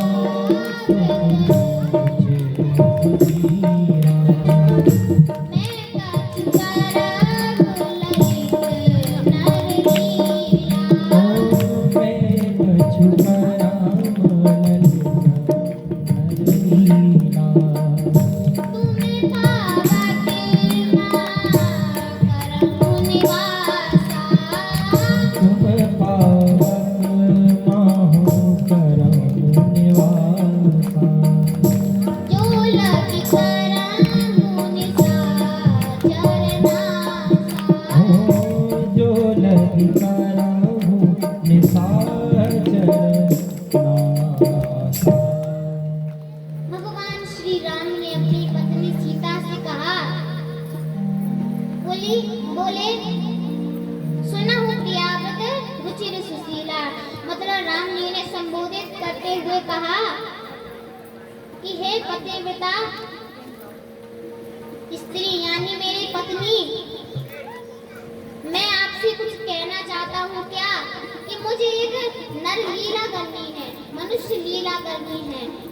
तो इसके लिए आप अग्नि में प्रवेश कर जाइए और आप अपनी छाया को यहाँ पर छोड़ दीजिए। इस प्रकार से सीता जी की वहीं पर अग्नि परीक्षा हुई थी। सीता जी जो असली सीता जी थी वह अग्नि में गई और जो नकली सीता जी थी उनकी छाया थी वह भगवान श्री राम के पास पंचवटी में खड़ी रही। वहीं पर रावण ने भगवान श्री राम की पत्नी सीता का हरण किया। रावण ने वहीं पर भिक्षा लेने आया क्योंकि भगवान श्री राम जो है वह एक मृग को पकड़ने के लिए अपने भाई लक्ष्मण के सहित चले गए थे। तो रावण आया, बोला सीता जी से कि हमें भिक्षा दे दो। तो सीता जी जब देने लगी तो उस समय लक्ष्मण जी जाने से पहले एक लक्ष्मण रेखा खींच करके गए थे और कहा था माता आप इस रेखा से बाहर मत निकलना। तो जब रावण आया, रावण ने कहा देवी हमें भिक्षा दो।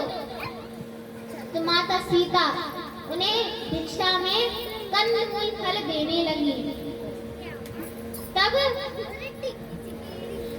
रावण जैसे ही अंदर रेखा के अंदर आने लगा तभी उस रेखा से अग्नि की ज्वाला निकली, जिस कारण से रावण रेखा के अंदर नहीं आ पाया। तब रावण ने कंदमूल फल तो लिया नहीं और कहा देवी आप बाहर आओ तब हमें भिक्षा दो। तो सीता जी ने सोचा यदि मैंने भिक्षा नहीं दूंगी तो मैंने अपनी जिंदगी में जितना भी पुण्य कमाया होगा सारा ये लेकर के चले जाएंगे। माताओं एक बात ध्यान रखना, जब हमारे घर पर कोई भिक्षा लेने आता है तो कभी उसे खाली हाथ मत भेजना, क्योंकि यदि हमारे घर से कोई अतिथि खाली हाथ चला जाता है तो आप लोगों ने अपने उम्र में जितने भी पुण्य कमाए होंगे वे पुण्य सारा वह अतिथि लेकर के चला जाता है। तो सीता जी ने भी यही सोचा और रेखा के बाहर निकल आई। रेखा के बाहर निकली और रावण ने उसी समय सीता जी का हरण कर लिया। सीता जी को विमान पर बिठाकर ले गया और जाकर के अशोक वाटिका में रख दिया। रावण की पत्नी मंदोदरी थी, उसने रावण से खूब कहा कि स्वामी आप भगवान की पत्नी को चुरा करके बहुत बड़ी भूल कर रहे हैं, आप स्वयं अपनी मृत्यु को निमंत्रण दे रहे हैं। लेकिन रावण ने अपनी पत्नी की बात नहीं मानी। उनकी पत्नी ने खूब समझाया, लेकिन रावण नहीं माना। उसने सीता जी को नहीं छोड़ा। तो भगवान खोजते खोजते वानरों की सेना सहित समुद्र में पुल बना करके और लंका के पास पहुंच गए और रावण की लंका को जला दिया। और रावण के जो पुत्र आदि थे, मेघनाथ थे, उनको भी मार करके भगवान श्री राम ने रावण को भी मार डाला। तो रावण ने मरते समय भगवान से यह कहा कि प्रभु, मैंने तो आपकी पत्नी इसलिए चुराई थी क्योंकि मैंने विचार किया था कि मैं तो राक्षस हूँ और मेरा तामसी शरीर है, तो तामसी शरीर से मैं आपका भजन तो कर नहीं सकता हूँ। तो इस कारण से मैंने आपकी पत्नी को इसलिए चुराया था कि आप अपनी पत्नी को ढूंढते हुए मेरे पास आओगे तो आप मुझे मार डालोगे, इस कारण से मेरा उद्धार भी हो जाएगा। तो रावण ने मरते समय यही कहा कि मैंने इसीलिए आपकी पत्नी को चुराया था।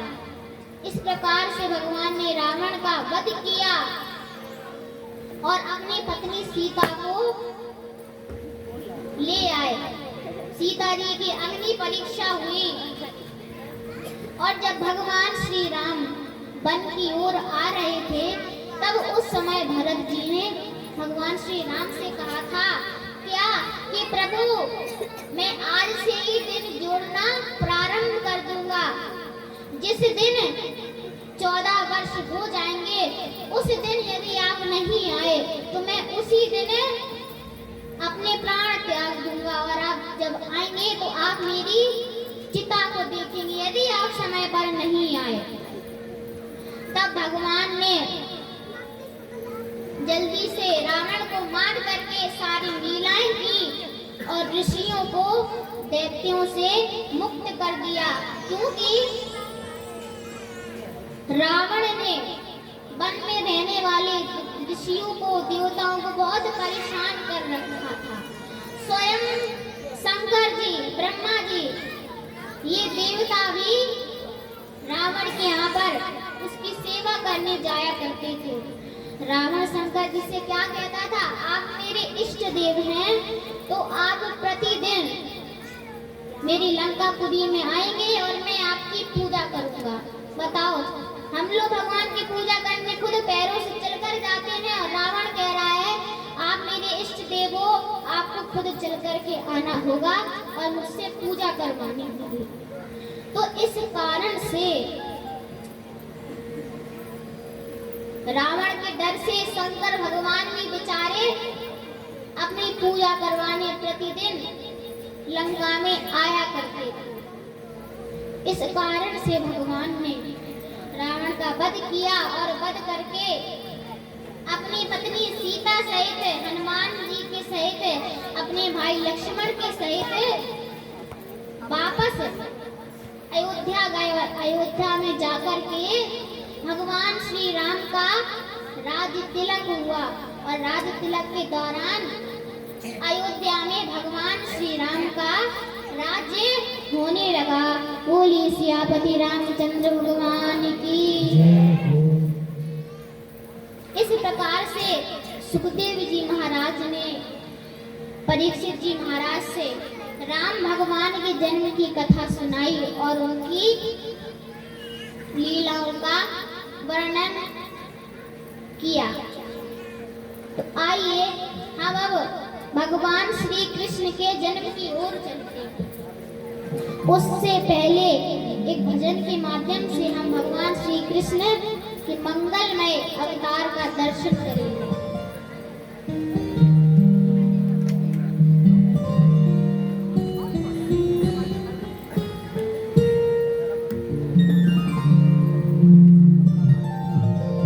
राम जन्म की सुंदर कथा को आप सभी ने श्रवण किया। आइए राम जी के जन्म में एक भजन गाते हैं, उसके पश्चात आप ठाकुर जी की सुंदर कथा को श्रवण करें। बोलो सियावर रामचंद्र की।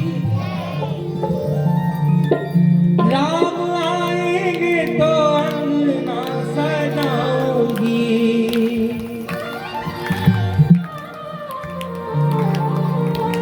दीप जला के दिवाली में मनाऊंगी। सनातन धर्म की बड़ी गर्व की बात है कि रामलला सरकार विराजमान हो चुके हैं। तो जयकारा जरा जोरदार होना चाहिए, सियावर रामचंद्र की। तो अपने अपने स्थान पे खड़े हो जाओ और ठीक है ठुमका भी लगा लो, क्योंकि राम जी का जन्म हुआ है।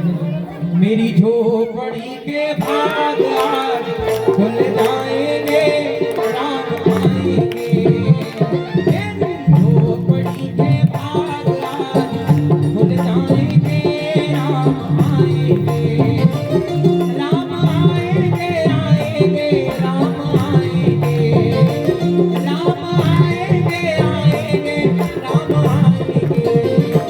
मेरे दुनिया के भाग आज खुल जाएंगे, राम आएंगे।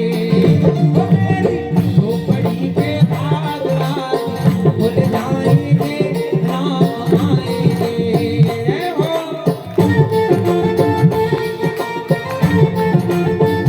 ऐसे नहीं, दोनों हाथ उठाकर ताली से बाबा, जय हो।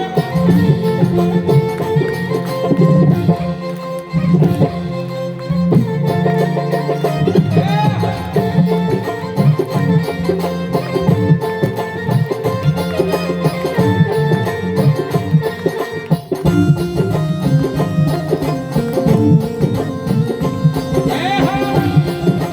सियावर रामचंद्र की जय हो।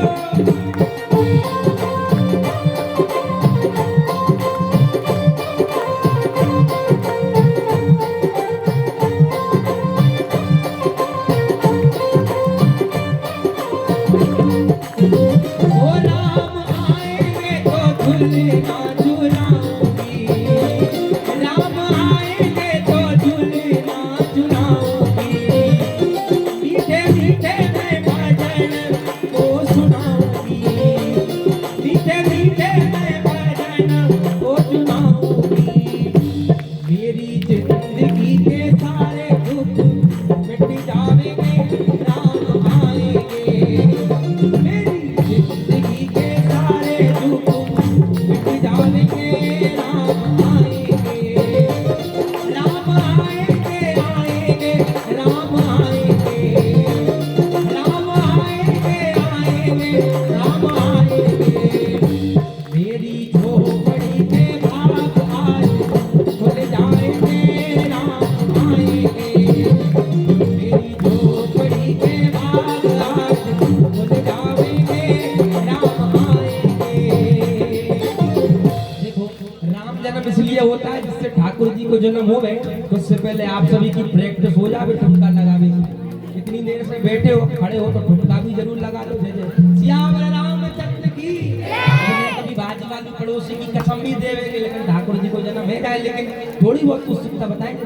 आए गए रघुनंदन सजवा दो द्वार द्वार, आए गए रघुनंदन सजवा दो द्वार द्वार। यदि स्वर्ण कलश रखवा दो, बंधवा दो बंधन द्वार। आए गए रघुनंदन सजवा दो द्वार द्वार। स्वर्ण कलश रखवा दो, बंधवा दो बंधन द्वार। देखो रामलला सरकार आ चुके हैं, किस किस को खुशी है राम जी के जन्म की? दोनों हाथ उठाओ। देखो सियावर रामचंद्र की। ठुमका भी लगाओ, जैसे पीछे वाले भैया। आए गए रघुनंदन सजवा दो द्वार द्वार। आए गए रघुनंदन सजवा दो द्वार द्वार। ये स्वर्ण कलश रखवा दो, बंधवा दो बंधन द्वार। स्वर्ण कलश रखवा दो, बंधवा दो बंधन द्वार। जय जय।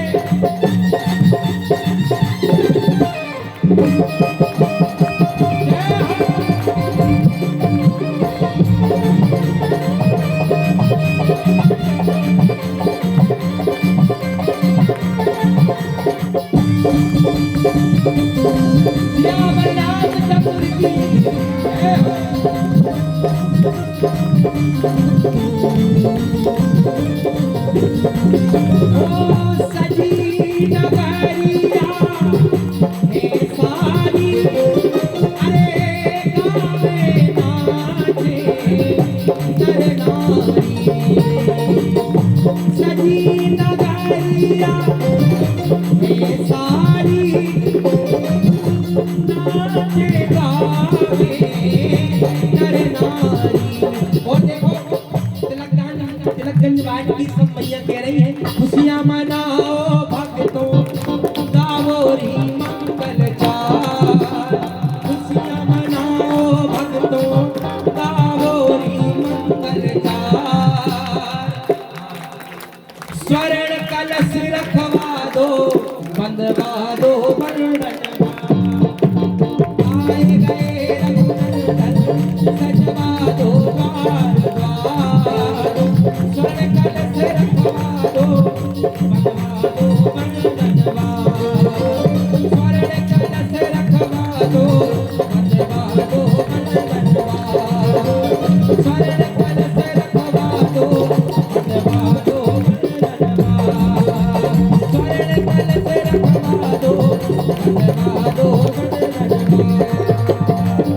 हाँ तो भैया जयकारा जोरदार होना चाहिए। सियावर रामचंद्र की। अपने अपने स्थान पर बैठ जावे, ठाकुर जी की सुंदर कथा को श्रवण करें, इसके बाद आनंद के साथ हम सभी आरती में जाएंगे।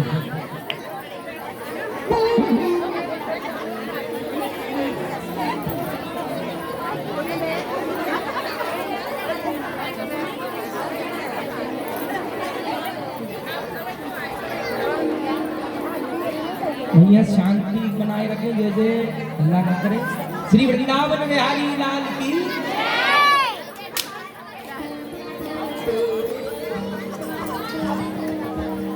हम कृष्ण जन्म की ओर चलते हैं।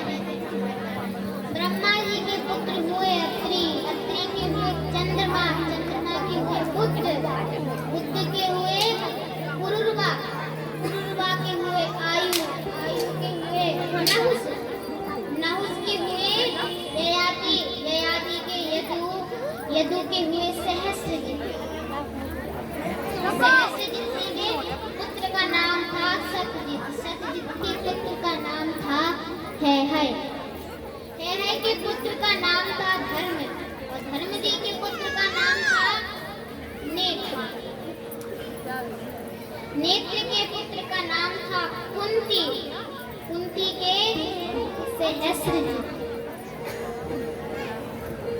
सहस्रजित के भीष्मान, भीष्मान के पुत्र हुए भद्रसेन, भद्रसेन के हुए धनक, धनक के हुए कृतवीर, कृतवीर के हुए सहस्रार्जुन, और सहस्रार्जुन के पुत्र हुए जयध्वज, जयध्वज के पुत्र हुए तालजन्म, तालजन्म के हुए बीतिहोत्र, और बीतिहोत्र के पुत्र हुए मधु, मधु के हुए वृष्णि।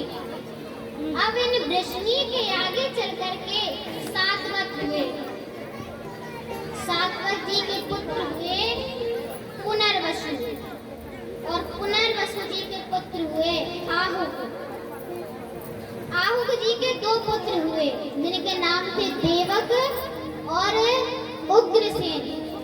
अब इन्हीं देवक जी का विवाह हुआ,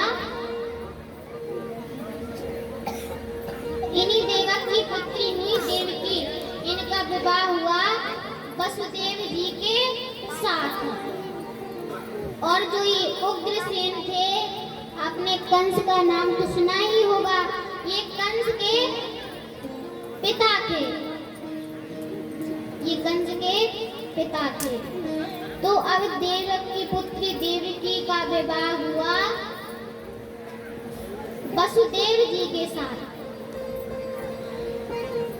तो जब इनका विवाह हुआ तो उस समय कंस ने कहा कि ये मेरी बहन है, तो मैं इसको छोड़ने जाऊंगा, इसके घर पे इसको छोड़ने जाऊंगा, मैं इसके रथ का सारथी बनूंगा। तो कंस ने रथ को हकाना चालू किया। रथ पर बैठ करके रथ को आगे बढ़ाने लगा, लेकिन तभी आकाशवाणी क्या हुई? बोले, दुष्ट कंस, तू जिसको रथ पर बिठाए लिए जा रहा है, आकाशवाणी ने कहा, तू जिसको रथ पर बिठाए लिए जा रहा है इतनी प्रसन्नता पूर्वक कि ये मेरी बहन है, तो इसका 8वां पुत्र तुम्हारा काल होगा। इसका 8वां पुत्र तुम्हारी मृत्यु का कारण बन जाएगा।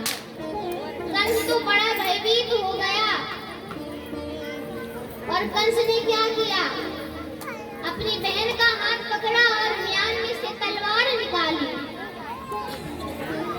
और अपनी बहन देवकी का गला काटने के लिए तलवार को उनके गले पर रखी।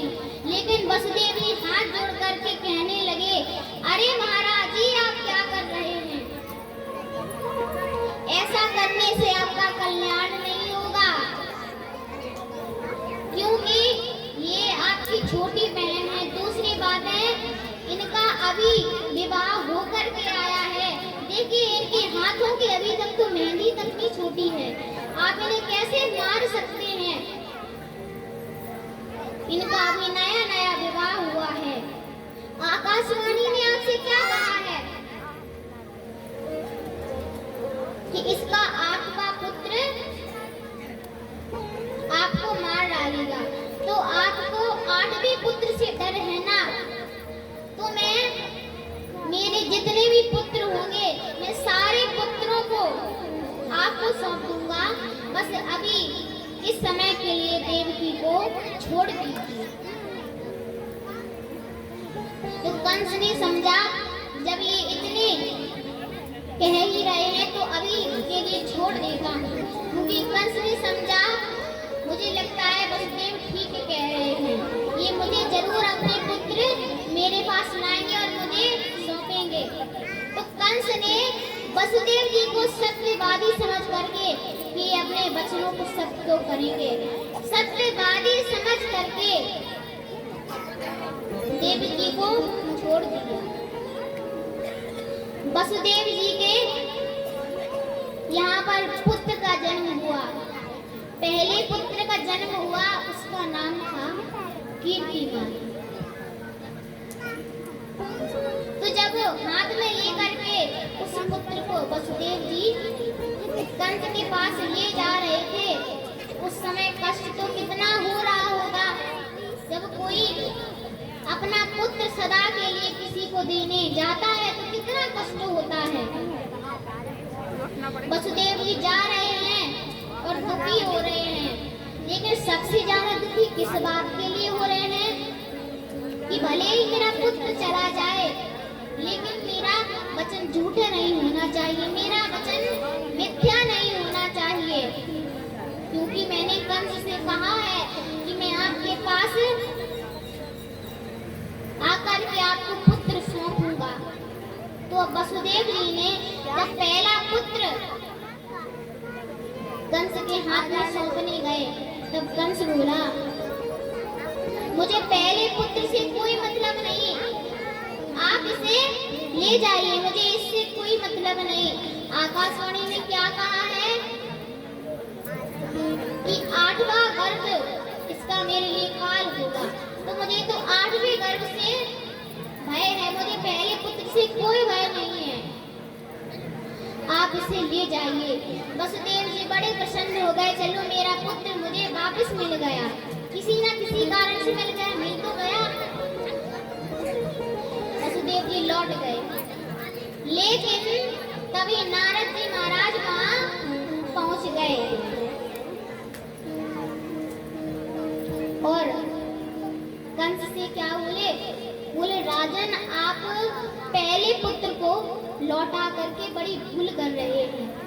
कंस बोले, क्यों, मैंने इसमें क्या भूल कर दी? मैंने तो उनके पुत्र को हाथ तक नहीं लगाया, उनसे कुछ कहा भी नहीं, बस ये कहा आप इसको ले जाइए।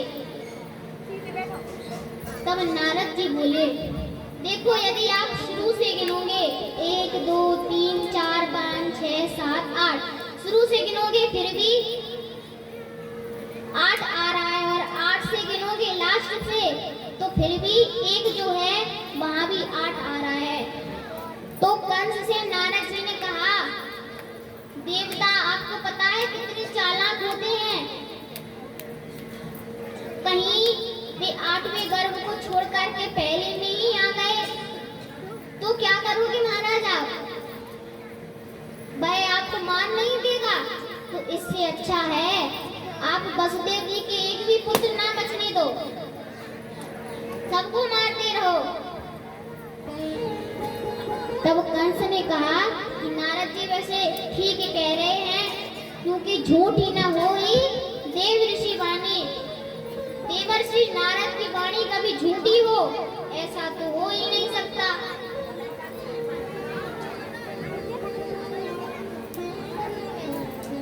तो नारद जी के कहने पर कंस ने वसुदेव जी के पहले पुत्र को मार दिया,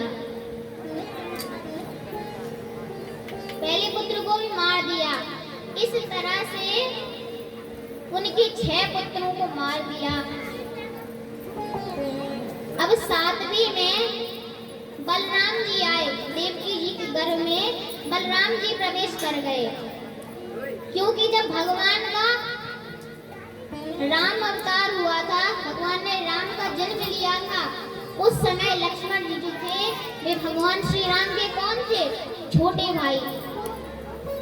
तो अब लक्ष्मण जी ने भगवान से कहा था कि प्रभु अभी तो मैं आपका छोटा भाई बना हूँ, लेकिन कृष्ण अवतार में मैं आपका बड़ा भाई बनूंगा। तो इस कारण से बलराम जी श्री कृष्ण के बड़े भाई बने। तो 7वें में बलराम जी देवकी के गर्भ में आए और जो यशोदा जी हैं उनके गर्भ में उधर गोकुल में कन्या है। तो भगवान श्री कृष्ण ने कहा कि मुझे जन्म तो लेना है।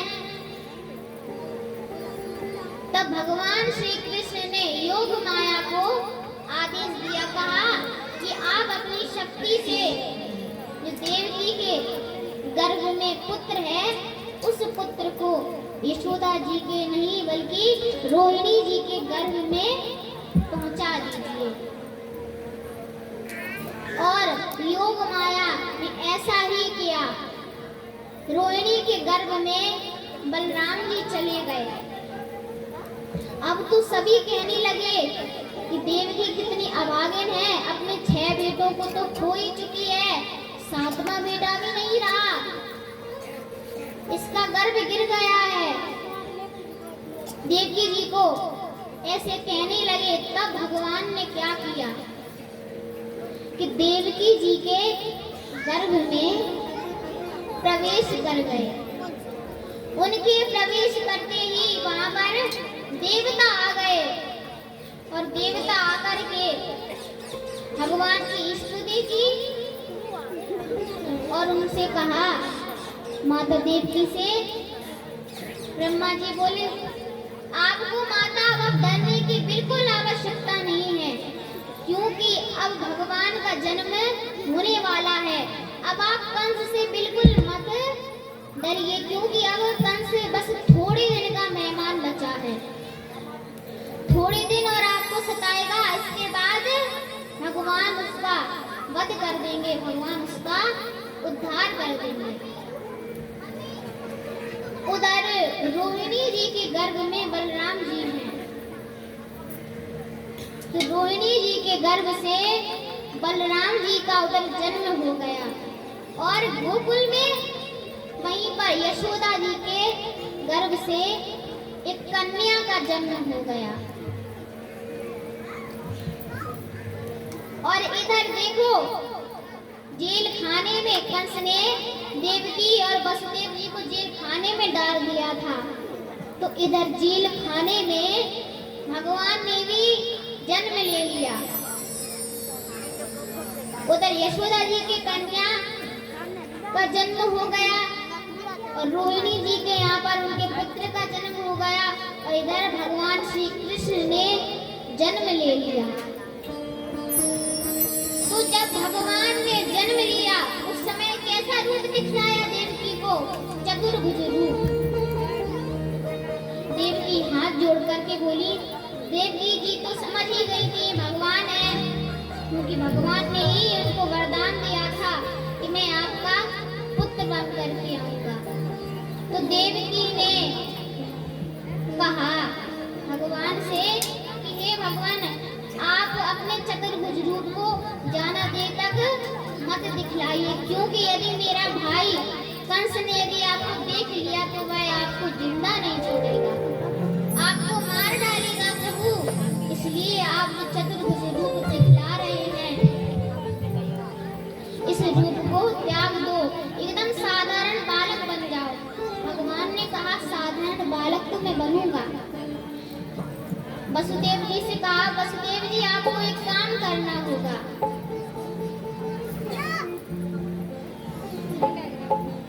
कि जो गोकुल में यशोदा जी ने कन्या को जन्म दिया है, उस कन्या को यहाँ लाना होगा और मुझे गोकुल में जाकर के छोड़ना होगा।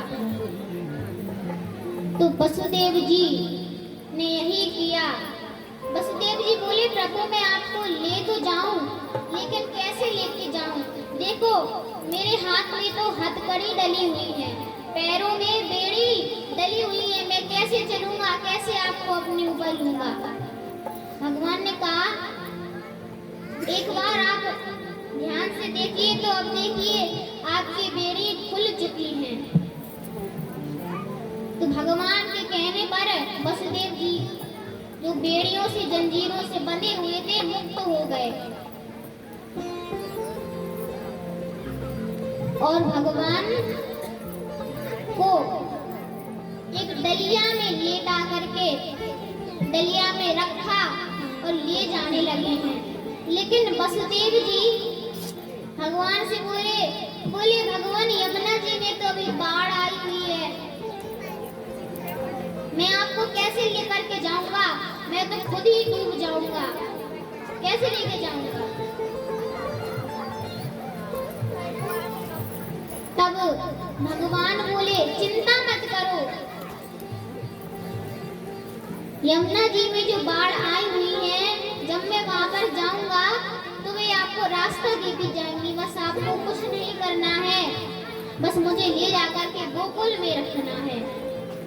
वसुदेव जी ने डलिया ली और उसमें भगवान को लिटाया और ले जाने लगे। रास्ते में इतना आंधी तूफान आया, पानी की वर्षा हो रही है